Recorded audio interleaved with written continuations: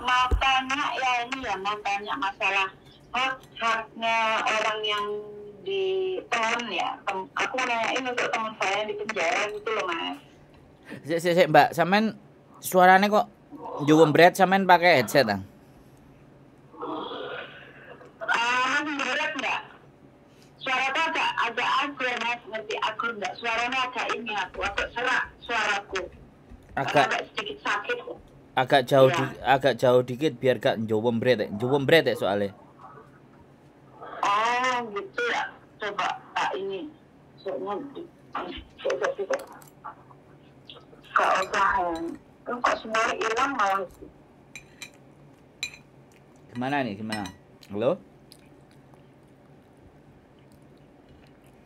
Halo Mas. Nah ini baru pas. Kenapa ini? Masuk kamar aku tadi ini di dapur aku. Biar. Kan ada temenku di penjara udah 1 bulan kan ya. Terus kalau saat kan katanya sampai bulan 1 katanya, aku kan belum tahu. Terus itu samanya dipulangkan kayak hak tiket gitu, itu masih dapat enggak dari majikan? Dia di penjara karena kasus apa? Kasusnya tuh ya aku jelasnya kurang tahu ya. Tapi katanya sih ada penjaranya tuh majikan yang laporin, mungkin ada mencuri apa gimana, aku nggak tahu. Majikannya yang laporin. Karena dia sebelumnya itu kan dia di ini kan sebelumnya sebelum hilang itu, sehari hilang itu ada anak yang ngunggah ke Facebook masalah hutang gitu, apa dikejar-kejar hutang apa terus gimana nggak ngerti. Terus setelah itu ternyata dia di penjara, mungkin ada kasus. Aku takutnya ini sehujan ya, mencuri apa gimana, tapi majikannya yang laporin gitu loh. Gini ya, sampean bertanya sesuatu yang sampean sendiri tidak jelas. Nah, karena ini sebentar, saya tak ngomong dulu, gantian dong ngomongnya. Iya. Boleh nggak saya ngomong, sampean menanyakan sesuatu yang sampean sendiri belum jelas. Duduk persoalannya, ya. Ya, oke. Jadi jawaban saya akan begini nih, Mbak. Kalau CC-nya itu dilaporkan sama majikan dan sudah terbukti dan masuk penjara, berarti CC-nya itu melanggar sebuah aturan atau kriminal. Kalau sudah melanggar aturan kriminal, maka sudah diserahkan kepada hukum. Kalau teman-teman bermasalah dengan hukum, majikan sudah tidak ada kewajiban lagi untuk mendapatkan haknya. Sampeyan rawame, Mbak. Sampeyan arepe takon tapi sampeyan dhewe kemrawesek. Sing delok, sing ngrungokno, sing pingin dapat informasi dadine lara kupinge, Mbak. Itu loh Mas, apa sebelah bangunan, yang sebelah situ aku masuk kamar loh, padahal tak jendelaku tak tutup iki. Jadi jendelane ya. Jadi intinya sudah nggak usah dia tanya kasusnya apa. Selama dia sudah melakukan kriminal dan dinyatakan bersalah dan masuk penjara, berarti kan dia sudah terbukti dia melakukan kesalahan. Kalau udah melakukan kesalahan, tanggung jawab sudah bukan dimajikan lagi.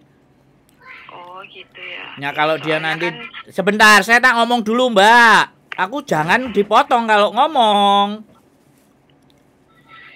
Oke, maaf Mas. Kan sampean nanya, kalau sampean mau ngasih tahu, kalau saya sudah bilang silakan Mbak, sampean mau tanya lagi baru.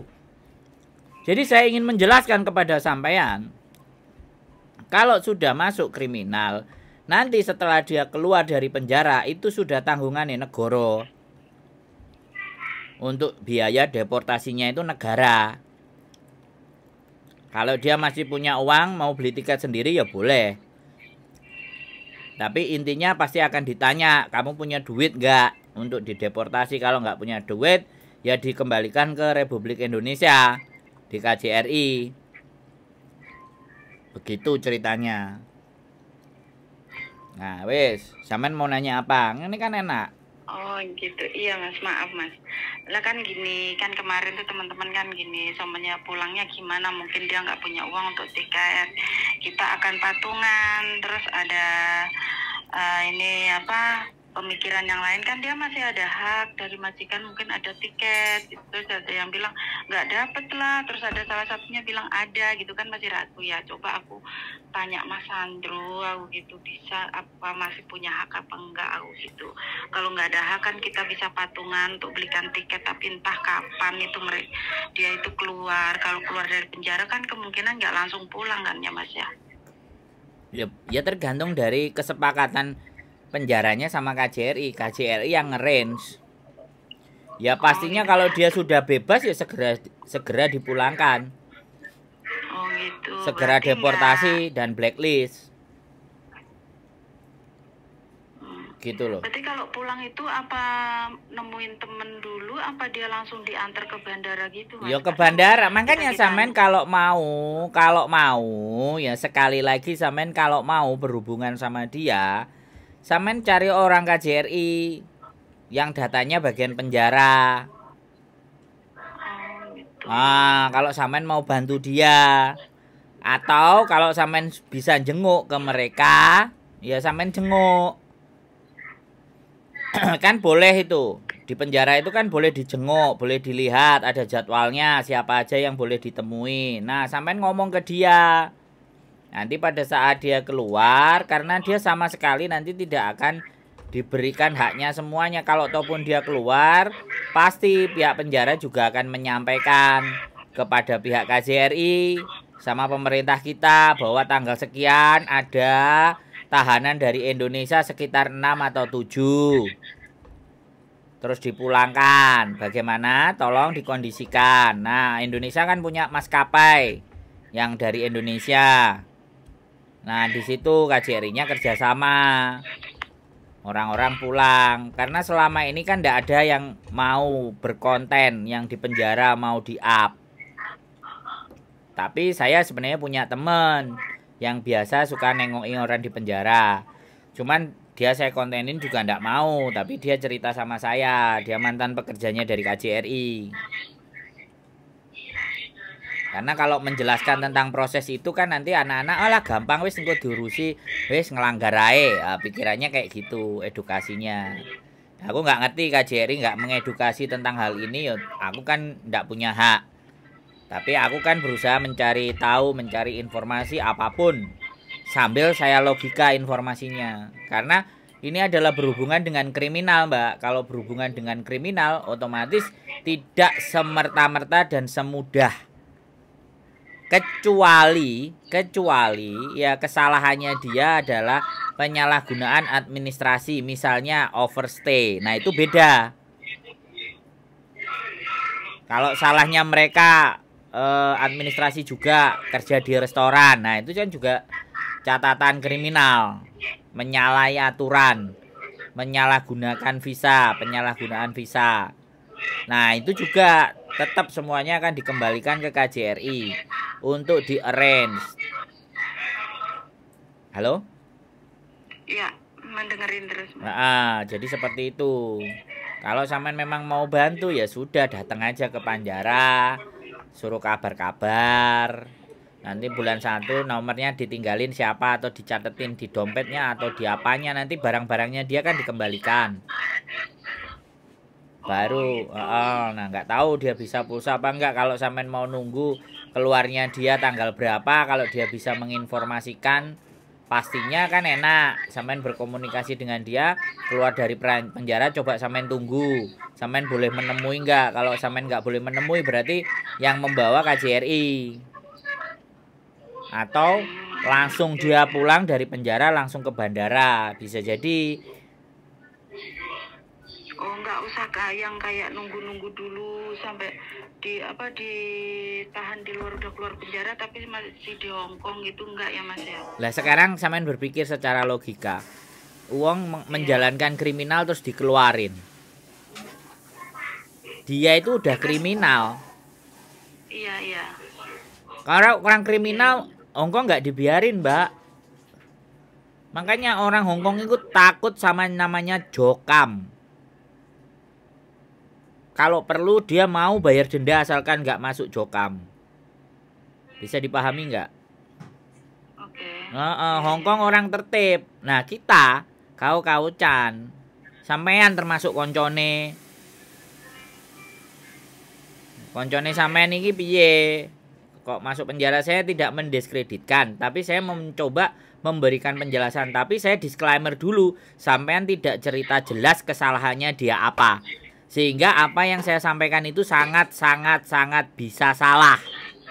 Bisa dipahami nggak? Apa gini Mas, selonting-selonting sih katanya ada ngambil barang gitu. Nah, ya sudah. Ya sudah. Pokoknya intinya mencuri atau apa atau bagaimana, intinya kriminal lah intinya. Ya sudah. Jadi kan informasi kalau tidak jelas itu kan ya seperti itu gitu.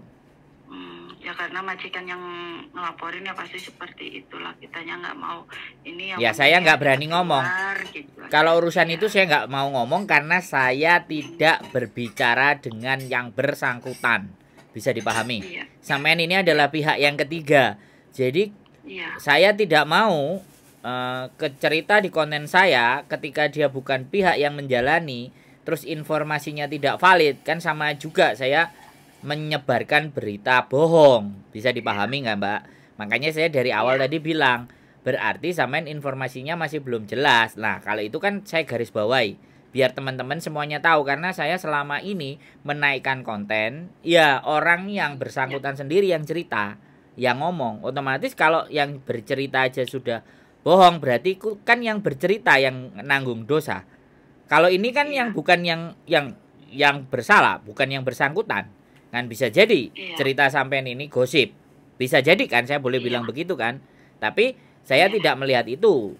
Tapi saya hanya bercerita kalau proses penjaranya kemungkinan besar seperti itu. Tapi ya tidak menutup kemungkinan informasi saya juga salah gitu loh. Bisa dipahami kan? Mungkin karena kan aku kan rencananya tuh mau bantu gitu loh, kayak ya kan masalah tiket, kalau dia keluar kan pasti dia nggak punya uang. Terus ada salah satu bilang kan dia punya hak, punya majikan, pasti belikan tiket, kan masih simpang siur gitu ya kalau dikasih, kalau enggak. Jadi kita intinya inisiatif mau bantu beliin tiket suatu saat dia keluar gitu loh. Jadi aku tanyanya itu ke sampean tuh intinya seperti itu, orang di penjara tuh apa masih punya hak tiketnya dari majikan gitu? Nggak ada. Yang pertama memang nggak ada. Yang kedua pastikan dia keluarnya tanggal berapa. Terus kalau ada yang bisa jenguk dan berkomunikasi dengan dia itu jauh lebih baik. Ya. Intinya kita mau itu tadi, jadi kalau lah iya, sampean jenguk, udah jenguk. Udah jenguk aja. Enggak usah ngomong bantunya, jenguk aja. Setelah jenguk, tanyakan ke dia. Kapan informasi terakhirnya kalau kamu pulang dan prosesmu pulang bagaimana? Kalau dia bilang nggak tahu, coba tanyakan ke sipirnya kalau lagi ada meeting, ada apa, ada pertemuan sama siapa atau pertemuan sama orang KJRI. Orang KJRI itu punya jadwal rutin untuk mengunjungi teman-teman kita yang kena penjara. Itu ada jadwalnya rutin. Dan kadang-kadang ada juga teman-teman yang dari pengajian yang ikut berangkat menjenguk juga. Tapi kan sebelum menjenguk kan harus didaftarkan namanya. Yang dijenguk mau nggak berbicara dengan yang menjenguk. Jadi di penjara itu kadang-kadang anak-anak ada juga yang nggak mau ditemuin. Nggak mau kasusnya rame-rame. Apalagi kayak saya, YouTuber. Malah tambah dihindari. Jadinya akhirnya informasi kayak sampean tadi bingung. Simpang dan siur. Siur dan simpang. Karena tidak ada yang mau bercerita. Mantan-mantan tahanan itu. Tahanan-tahanan Hongkong itu nggak ada yang bercerita. Kalau ada yang bercerita seneng. Tapi kalau mungkin dikasih duit mau kali mereka. Mungkin malu gitu loh Mas. Loh, iya nggak apa-apa. Kalau masalah malu, Mbak, kita bisa tutupi identitasnya. Iya, ya kayak saya makanya telepon tuh kan saya kasihan gitu kan, kita teman gitu, kok tahu-tahu kaget telah dengar gitu. Ya udah kita inisiatif mau ngumpulin ya nanti kalau pulang lah tiket gitu. kan walaupun 100 satu orang kan untuk anggota kita pasti cukup lah beliin tiket gitu. Ya, yang lebih penting bukan itunya dulu kalau saya. Yang lebih penting bisalah kalian berkomunikasi dan datang ke penjara. Yang paling penting itu. Sudah ada, tapi orang ditentukan cuma 3 orang apa itu yang disebut namanya gitu. Ya. Tapi yang lainnya kan enggak. Bicaranya silahkan sama gitu. Yang 3 itu supaya lebih valid. Iya. Sama 3 orang itu lebih valid. Jadi kalau masalah penyerahan dana dan bantuan sama 3 orang itu yang sudah menemui dia di penjara. Bagaimana informasi terakhirnya tentang dia seperti apa. Nah, dari mereka bertiga itu bisa dikorek infonya. Bisa nanti komunikasinya. Niat baik itu boleh, ya. Niat baik itu boleh, tapi harus tepat. Ya kan? Niat baik kalau tidak tepat ya nggak nyampe. Kalau nggak nyampe kan menjadi salah guna. Kalau menjadi salah guna nanti menimbulkan fitnah. Nah, itu yang jadi repot. Makanya saya nggak pernah bahas sumbangan di dalam konten saya. Iya.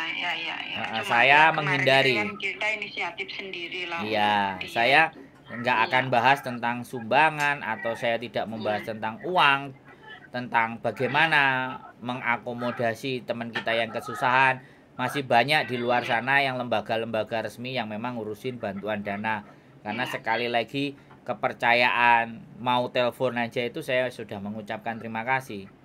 Tapi kalau bantuan dana, ya kemarin ada 1 orang aja yang maksa nitip uang ke saya sudah nolak, dia masih mau aja nitip, ya sudah.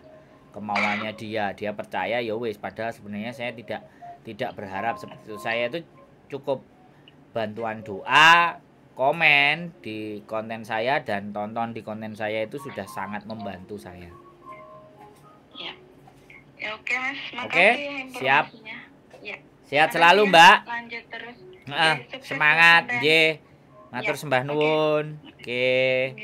Bye. Assalamualaikum. Waalaikumsalam warahmatullahi wabarakatuh. Buat teman-teman semua ya, sekali lagi penjara ya, Jokam. Jadi menanyakan apa haknya dari majikan masih ada. Dia melanggar hukum itu sudah dia kehilangan. Pelanggaran terhadap hukum itu beserta hak-haknya itu juga sudah hilang. Jadi kalau kalian sudah melanggar hukum, pertanggungjawaban itu sudah bukan di majikan lagi. Pertanggungjawaban adalah di diri kalian masing-masing, itu yang pertama. Karena kalian adalah warga negara Indonesia, maka pemerintah setempat akan melaporkan bahwa ada warga negaramu. Nah, si Hongkong akan, hei KJRI, iki enek wargamu sing ngelanggar aturan, sedang kami proses. Nah, itu pasti diinformasikan ke KJRI. Kalau sampean semuanya menanyakan data orang-orang Indonesia yang terjerat hukum, kasusnya ataupun di penjara, itu KJRI komplit, datanya lengkap. Silahkan aja ke KJRI. Ya, jadi kalau bertanyanya ke YouTuber, saya tidak punya data-data mereka, ya kan. Saya tidak punya kewenangan, bahkan untuk jenguk aja. Kalau penjara Hongkong itu strict banget, harus nama yang tercantum yang bisa menjenguk. Kalau tidak tercantum ya enggak. Di luar nama yang tercantum itu ya wewenang dari KJRI. Seperti itu. Nah, saya juga nggak tahu press release dari KJRI orang-orang Indonesia yang terjerat hukum dan masuk di penjara itu kenapa ya nggak diinfokan.